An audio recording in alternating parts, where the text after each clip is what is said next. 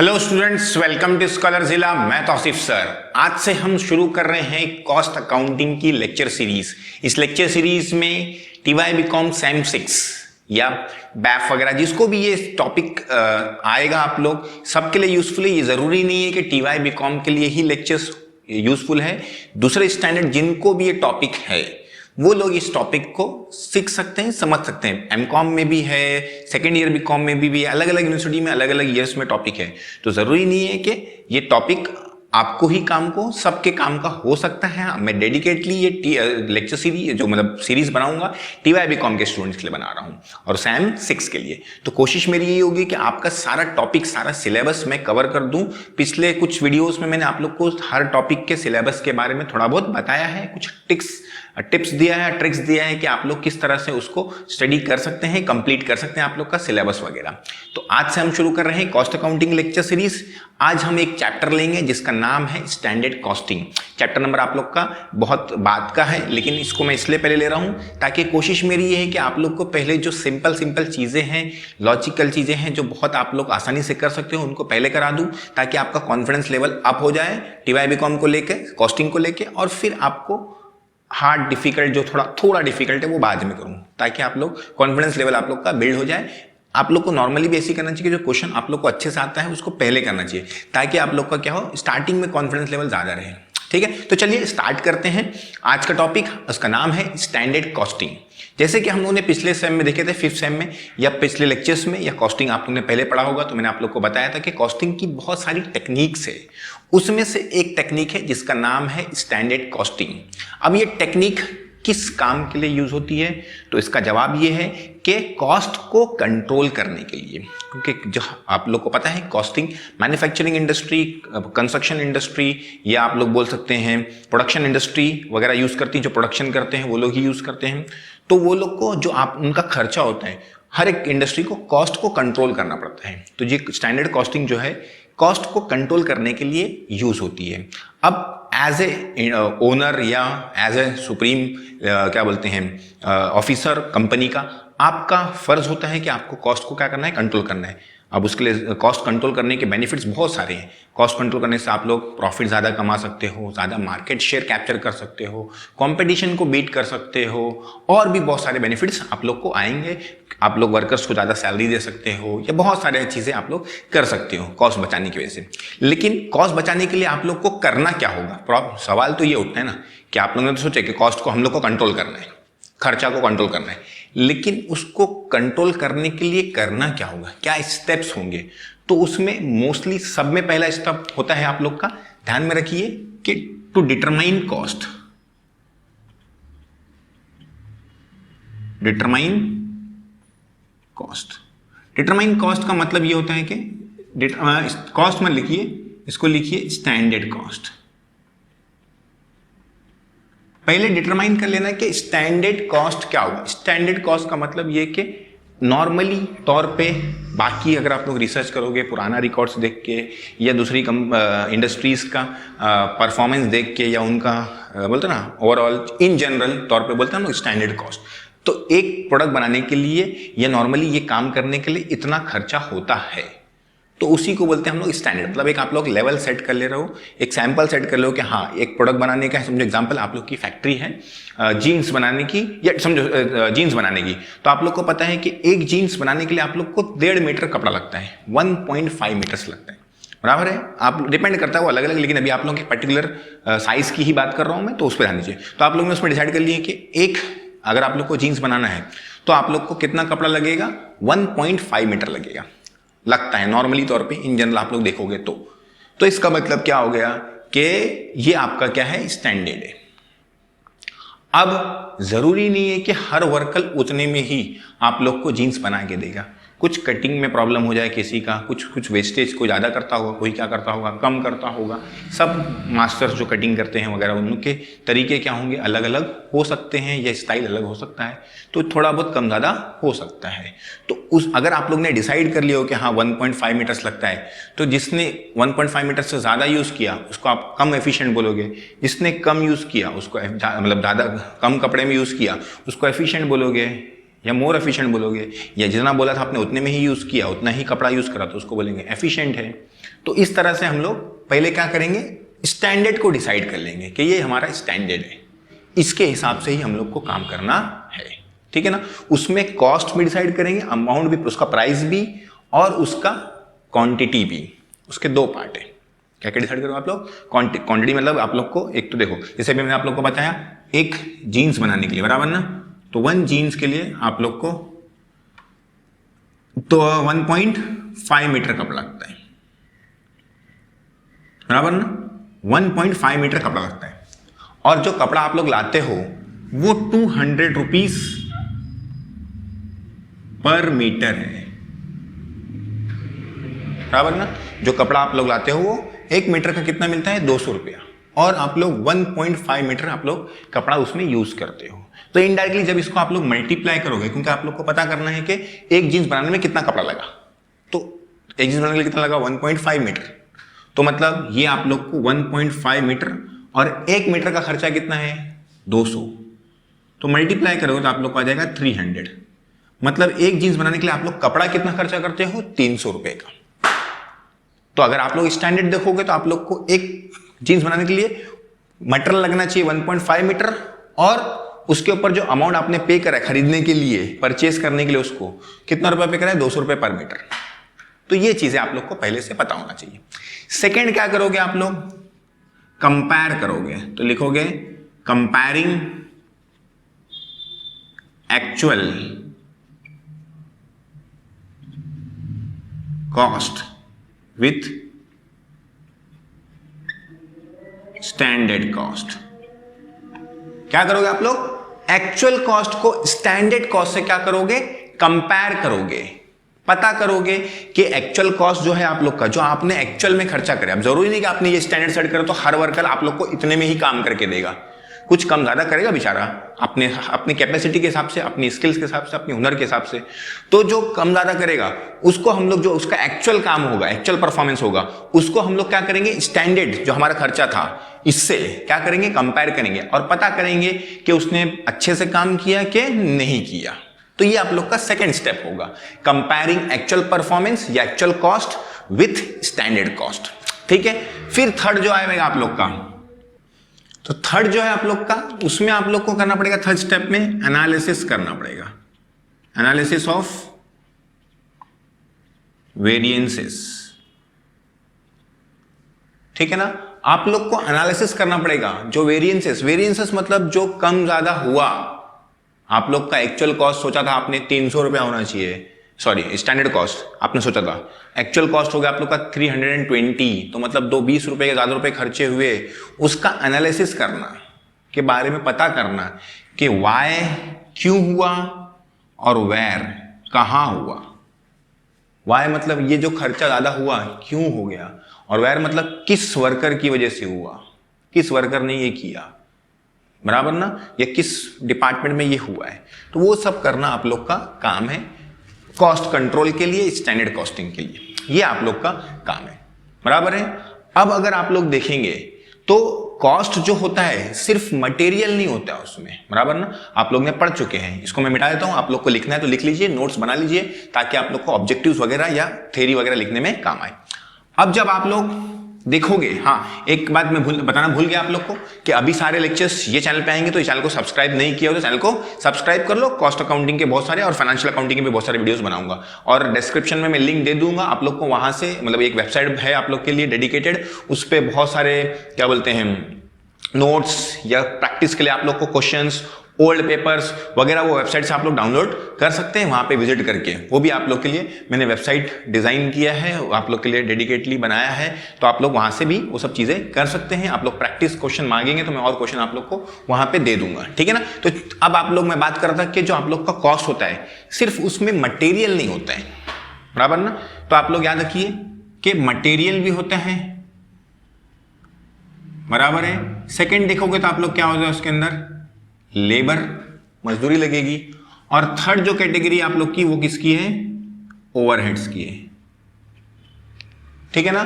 तो हम लोग को मटेरियल वेरिएंसेस भी पढ़ना है, लेबर के भी वेरिएंसेस पढ़ना है, वेरिएंसेस पढ़ना है, ओवरहेड्स के भी पढ़ना है, ठीक है ना। लेकिन आप लोग को टीवाई बीकॉम के लिए सिर्फ मटेरियल और लेबर वैरिएंसेस के बारे में दिखाया, शो किया गया है, पढ़ाया गया है सिलेबस में आप लोग को। ओवरहेड वैरिएंसेस आप लोग को नहीं है, वो आगे की स्टैंडर्ड्स में या सीए में, सीपीए या सीए या एमकॉम वगैरह में आप लोग को मिलेगा ओवरहेड्स का, लेकिन ये सब भी मिलेगा, साथ में ये भी मिलेगा। तो मतलब आपका अगर बेस अच्छा होगा तो आगे भी आप लोग को काम आएगा। तो मटेरियल और लेबर वैरिएंसेस हम लोग पढ़ेंगे, लेकिन आज के लेक्चर में सिर्फ मैं आप लोग को क्या एक्सप्लेन करना हूं, मटेरियल के बेस पे ही लेबर को भी सॉल्व करना है, कोई उसमें द्वारा चेंजेस करने की जरूरत नहीं पड़ेगी आप लोग को। तो मटेरियल को अच्छे से समझ लीजिए। अब मैं आप लोग को बात करता हूं मटेरियल वैरिएंसेस की, बराबर ना। तो मटेरियल वैरिएंसेस के हम लोग को उसमें मेनली अभी आप लोग को 3 ही चीजें सीखना है। उसके अंदर क्या क्या चीजें हैं वो, पहला जो है आप लोग का, मैं पहले आप लोग को बता देता हूं, मटेरियल कॉस्ट वैरिएंस, ठीक है ना। मटेरियल कॉस्ट वैरिएंस, तो इसको लिखते हैं हम लोग शॉर्ट फॉर्म में MCV। जो मटेरियल आप लोग का कॉस्ट वैरिएंस होता है, मटेरियल कॉस्ट मतलब जो मटेरियल में आप लोग को कितना खर्चा करना पड़ा उसका वेरिएंस, उसमें क्या चेंजेस आया।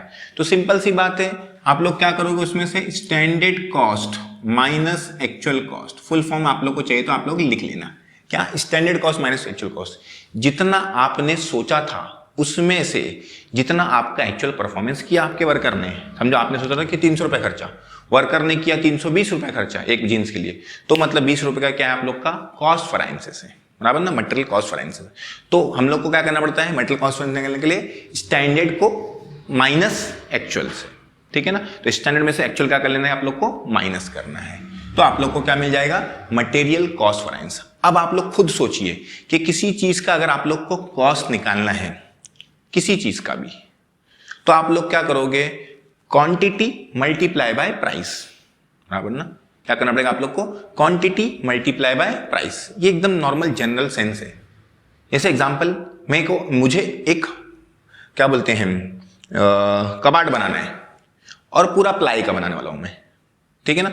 तो कबाड़ बनाने के लिए एक क्वांटिटी है वो, अगर आप लोग क्वांटिटी के हिसाब से देखें, यूनिट के हिसाब से देखें तो 1 यूनिट है, लेकिन क्या 1 यूनिट मतलब एक प्लाई में उसका काम हो जाएगा क्या, नहीं, बहुत सारी प्लाई लगेगी ना उसमें।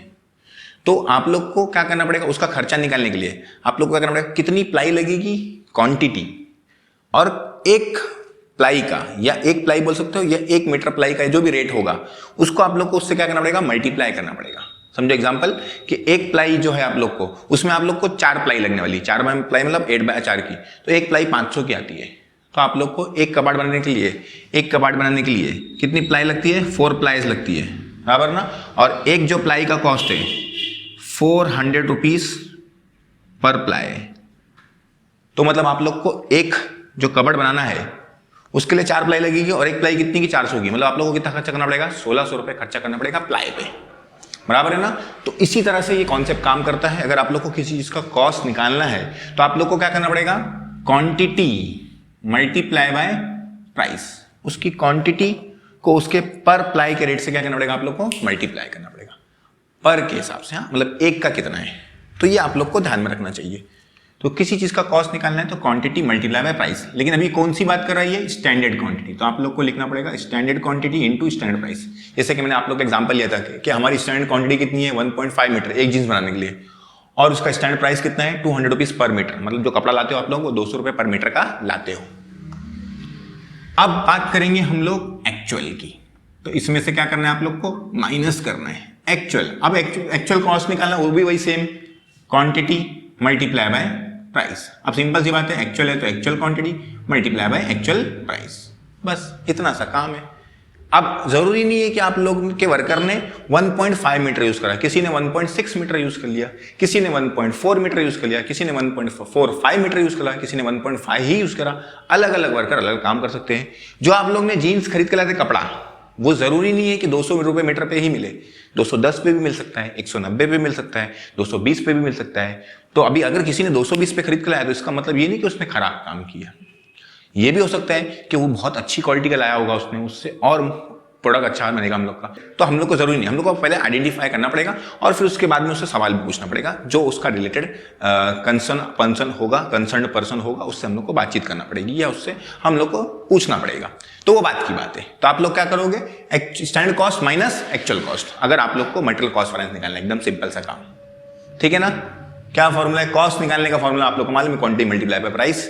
स्टैंडर्ड था तो स्टैंडर्ड, प्राइस एक्चुअल कॉस्ट निकालने के लिए क्वांटिटी मल्टीप्लाई बाय प्राइस, लेकिन एक्चुअल बस फिनिश। सेकंड, अब जब आप लोग पता कर लोगे कि आप लोग को क्या प्रॉब्लम हुई, कि किस वजह से ये जो वेरिएंसेस हुआ है, जैसे मैंने एग्जांपल लिख लेता हूं आप लोग के लिए, एक एग्जांपल लिख लेता हूं। उस वर्कर ने कितना कपड़ा यूज करा, 1.6 मीटर यूज करा। एक वर्कर की बात कर रहा हूं मैं यहां, कितना यूज करा उसने, 1.6 मीटर, बराबर है। और 1 मीटर का कितना उसने रेट लगाया, 205 रुपए पर मीटर का कपड़ा लाया उसने, बराबर है। तो जब आप लोग इसको इसमें पुट करोगे तो देखो क्वांटिटी कितनी थी स्टैंडर्ड आप लोग की, 1.5, बराबर है। स्टैंडर्ड प्राइस कितना था आप लोग का, 300,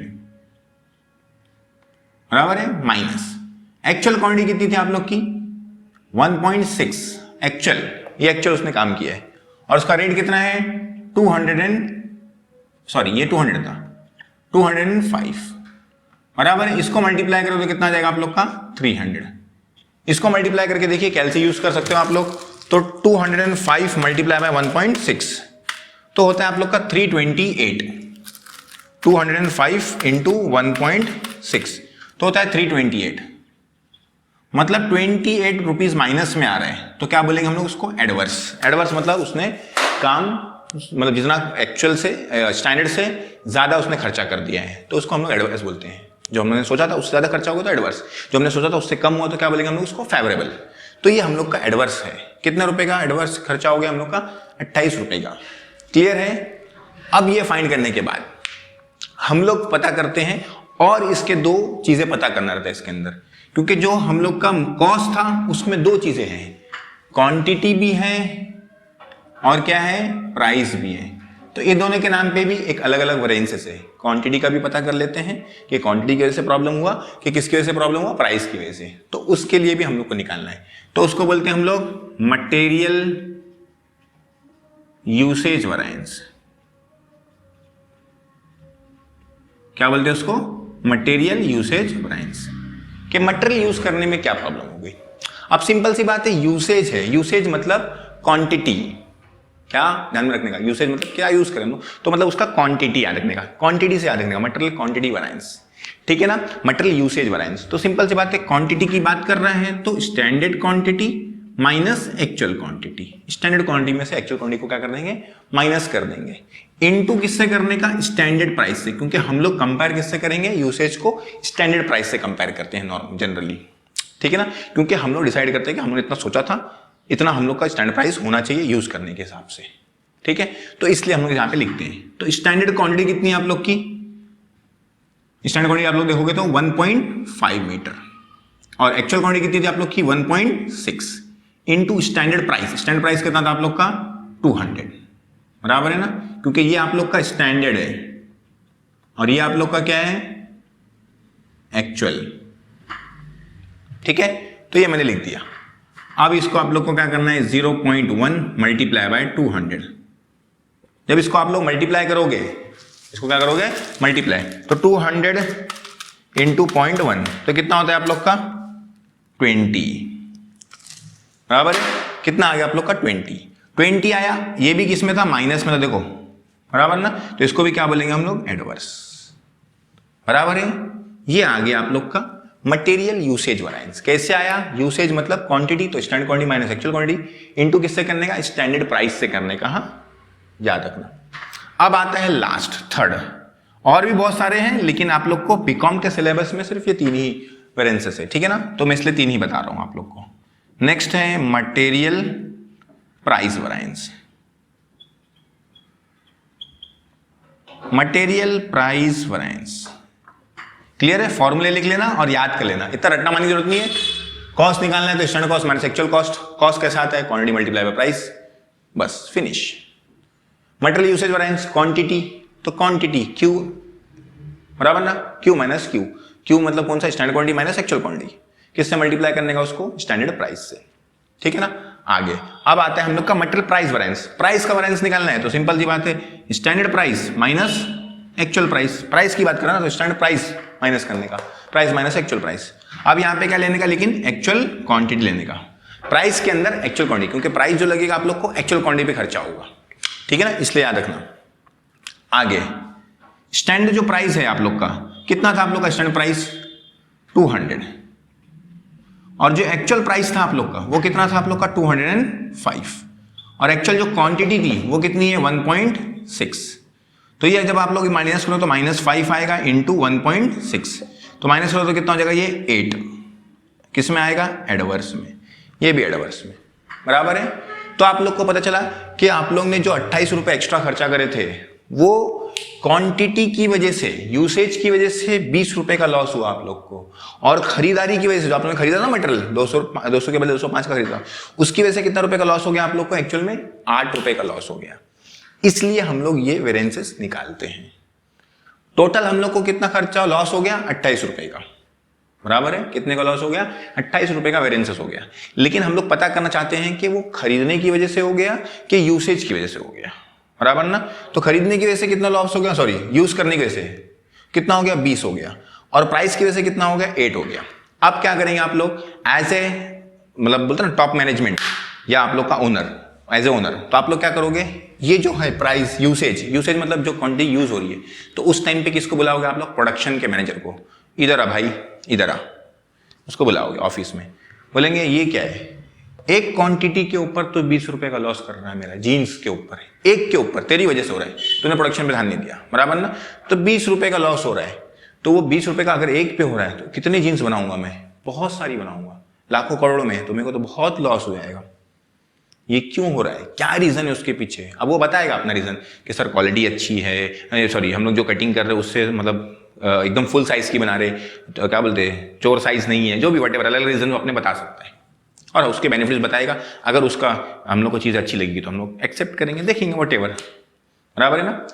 अगर नहीं अच्छी लगेगी बहुत सारे देखो आप लोग बड़े बड़े जीन्स आप लोग लेते हो साइज अलग रहता है लेकिन पहनते हो तो अलग रहता है, क्यों क्योंकि उन लोग उसमें कपड़ा बचा लेते हैं। क्लियर है, ये उसी में आता है। आगे बढ़ते हैं मटेरियल प्राइस वैरिएंस। अब प्राइस मतलब ये जो आप लोगों ने खर्चा करे 200 के बदले 205 रुपए खर्चा करे उसके लिए किसको बुलाएंगे परचेस मैनेजर को, जो परचेस करता रहेगा अलग अलग जगह से वो रिसर्च करता है कहाँ पे सस्ते में कपड़ा मिलेगा वहां से खरीद के लेके आता है और हम लोग को फिर परचेस करके देता है बराबर ना। कंपनी के लिए परचेस करता है तो उसका काम है रिसर्च वगैरह करना, सब कुछ करना, अलग अलग से कोटेशन मंगाना वगैरह, क्वालिटी चेक करना और फिर हिसाब से लेना। तो फिर वो परचेज जो करता है वो तो उसको बुलाएंगे तेरी वजह से कितने रुपए का लॉस हो गया 8 रुपए का लॉस हुआ। ये एक जीन्स के ऊपर 8 रुपए का क्यों हुआ, क्या रीजन है, जो आप तुमने कपड़ा लाया है वो 5 रुपए महंगा है और हम लोग को एक जीन्स पे 8 रुपए का खर्चा बढ़ रहा है, तो क्यों बढ़ रहा है, उसका बेनिफिट क्या है वो बताओ। अगर कुछ फायदा है तो ठीक है तो उससे बात करेंगे।